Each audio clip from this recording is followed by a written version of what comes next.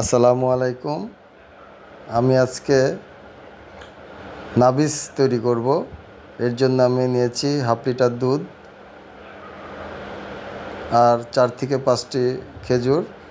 খেজুরের বীজগুলো ছাড়িয়ে একটি একটি করে দুধের সাথে মেশাচ্ছি। ভালোভাবে মেশানোর জন্য এটা একটু গুলিয়ে নিলাম এবং এই মিশ্রণটা এভাবে রেখে দেব 12 ঘন্টা পর্যন্ত।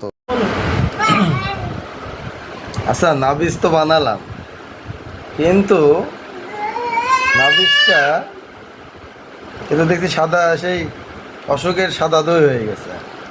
ব্যাপারটাই বুঝলাম না।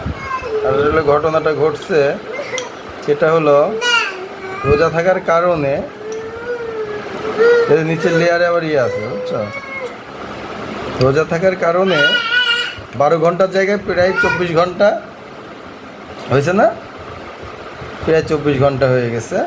তো পরবর্তীতে এখন এই খুলে দেখতেছি এরকম সাদা দই হয়ে গেছে খেজুরের।